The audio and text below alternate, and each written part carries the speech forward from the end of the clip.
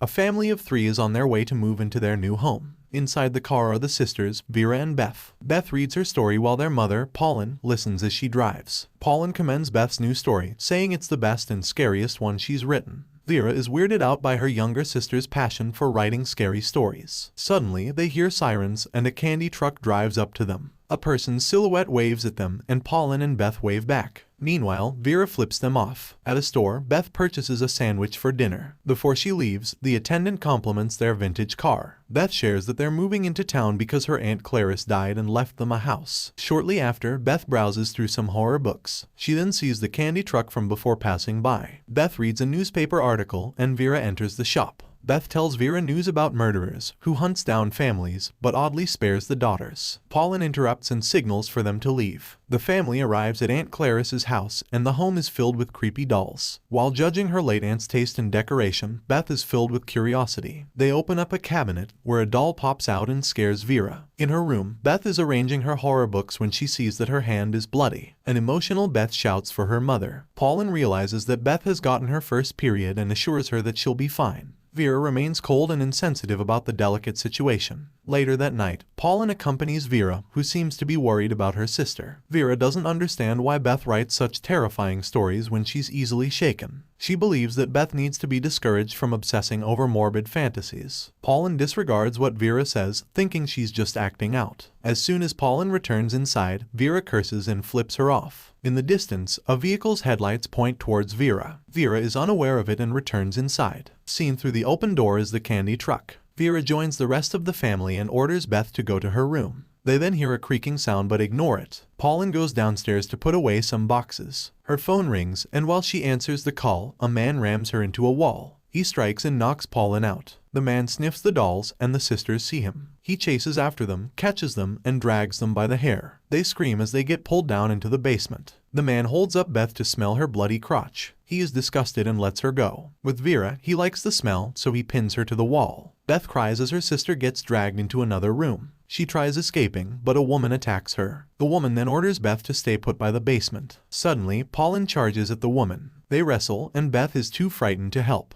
The woman stabs Pauline with a broken glass bottle, and after some struggling, the noise stops. Beth sees the woman fall to the floor and an injured Pauline crawling to her. She tells Beth to go and run away. Pauline enters the basement to save Vera. Beth follows closely and watches as her mother wrestles the man. Pauline stabs the man until he stops moving. Vera shouts to warn her mother about the woman coming at her. With the same blade, Pauline turns to stab the woman in the neck. 16 years later, in Chicago, an older Beth wakes up from her nightmare and rolls off the bed. Her husband rushes to comfort her. Later that day, Beth is seen writing on her typewriter. She has accomplished her childhood dream of becoming an author. Her husband interrupts Beth to inform her about the recent success of her new book. But Beth doesn't seem interested in fame and money. During an interview, a host promotes Beth's latest book titled Incident in a Ghostland. Beth wrote the book as a tribute to her family. The host questions Beth on the truthfulness of the scenes in the book. The host is attacking Beth's past traumas, but Beth just laughs it off. In front of the television, Beth and her family watch the interview. The phone rings and Beth answers it. It's Vera, and she sounds agitated and fearful. Vera asks Beth to come back, and the call gets cut off. The following day, Beth packs up her bags to visit her family. They're still living in Aunt Clarice's house. Beth arrives, and Pauline welcomes her. Beth asks how Vera is doing, and Pauline assures Beth that nothing is wrong. Night arrives, and Beth goes downstairs, wearing her pajamas. Pauline prepares dinner and shares her plan of renovating the house. She has saved up enough money from selling their antique toys. Beth offers to give her more money, but Pauline doesn't want to trouble her. Beth begins to tear up because she feels guilty about leaving her mother with Vera. But Pauline understands that Beth had to live her life. She comforts her daughter, and they make a toast. But then, screams from the basement interrupt them. In the basement, they search for Vera. The closet opens, and Vera comes out, afraid and in distress. They carry Vera into her room. Seeing her sister like this makes Beth emotional. Later that night, Pauline watches the television and invites Beth to watch with her. They talk about Vera and how the night of their attempted murder continuously plays in her head.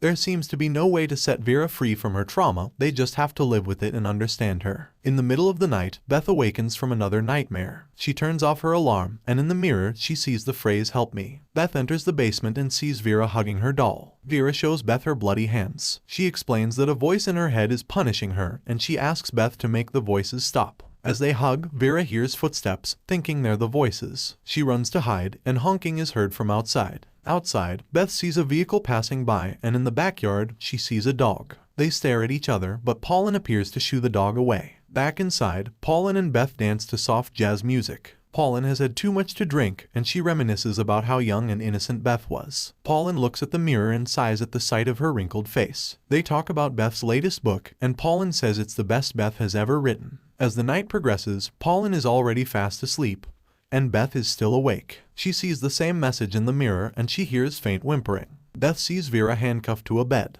Beth leaves the room to wake her mother up. Immediately, the door closes. Beth returns and bangs on the door. Vera screams in pain, but suddenly, she stops. Beth sees a keyhole and looks through it. A figure appears and scares her. Upon seeing this, Beth runs to her mother to ask for the room's key. Paulin wakes up and tells Beth that the room has no key. Beth returns upstairs, and Vera comes out of the room. Vera seems to be struggling and fighting with no one but herself. She breaks her fingers and goes downstairs. Beth sees Vera lying on the floor. Paulin approaches and reveals that she knows why Vera is acting out. Before Paulin leaves to get help, she advises Beth not to listen to Vera. When Beth returns inside, she sees Vera leaving the room. The door behind Beth closes. Beth tries to communicate with Vera by the basement door. Then, a voice tells Beth that it's her turn to be broken, just like her sister. Along the corridor, she envisions the man from before dragging Vera. A few hours later, Beth waits for her mother to come home. She falls asleep, but the dog's barking wakes her up. Beth hears the front door open, thinking it's her mother. Before she can find out, a strange figure attacks her from behind. Morning arrives, and Beth struggles to wake up.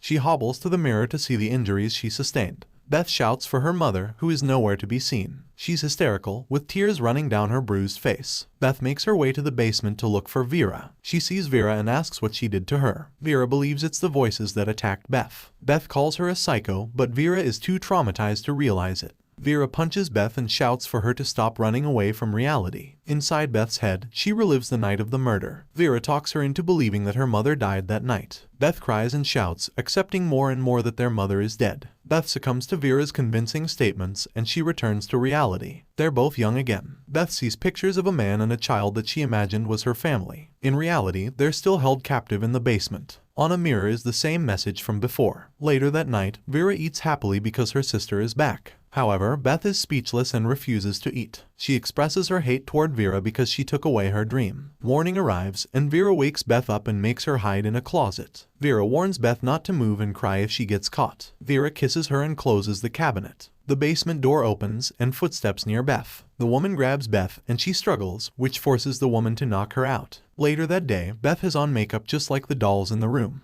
The woman gives Beth a makeover to prepare her for the man. They make their way into a room filled with more dolls. Beth sits amongst them, and the woman leaves. Before the man enters the room, Beth grabs a sharp object from one of the dolls and stores it in her hair. The man has a limp, and he moans as he sees all the dolls prepared for him. He grabs a doll and plays with it. His hand creeps into the doll's crotch, causing it to make a noise. This angers the man, so he breaks the doll's fingers and burns its hand. He then looks to get another. He chooses Beth and holds her up by her foot. The man smells Beth's sweat and buries his face into her neck. As his hands slide to her bottom, Beth screams. The man slaps her and turns on his blowtorch, but a doll falling catches his attention. While he's distracted, Beth reaches for the sharp object, holds it tightly, and stabs the man. He's disoriented and falls to a pile of dolls. Their voice boxes turn on, and they insult the man. Feeling outraged, he rips them apart. After a while, he calms down and stops, allowing Beth to sneak past him. She runs out of the room and finds herself in front of a door. She tries to open it, but the woman is on the other side.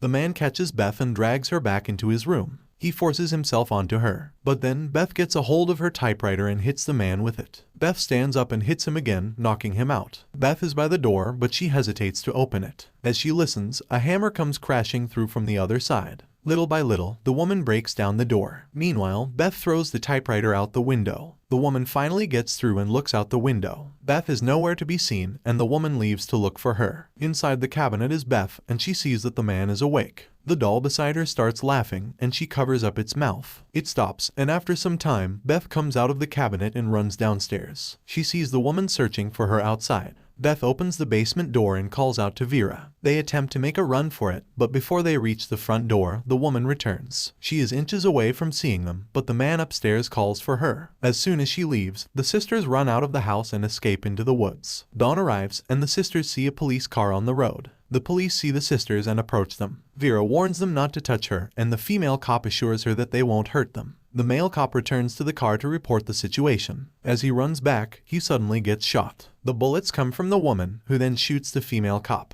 Inside the candy truck, Vera furiously bangs on a window while Beth seems to have lost all hope. Vera shouts at Beth to come back, but Beth's vision starts to blur. They arrive at the house and Vera can't do anything but shout and cry. The woman drags her and Beth visualizes her fantasy once more. During a party, Beth sees her mother and they give each other compliments. They separate and Beth sits alone. Amongst the crowd is her family and Beth waves at them. A man sits beside her. It's H.P. Lovecraft, Beth's idol and favorite author. He considers her newest novel a masterpiece and Beth is speechless. She thanks him and Lovecraft goes on his way. Suddenly, Beth sees Vera. She runs upstairs and sees Vera banging on a door. Paulin tries to convince her to stay, but Beth wants to return. For her sister, she will endure their horrifying reality. Beth runs toward the door and returns to reality. Back in reality, Beth gets dragged by the man. He chokes Beth, causing her mouth to foam up. The doll in the cabinet starts to laugh, and this distracts the man. While he's busy strangling the doll, Beth runs to save Vera. She hammers the woman's head into the floor and bites her fingers. Beth then bites off a piece of skin but gets thrown off. With the doll, the man rushes at the sisters but gets shot from behind.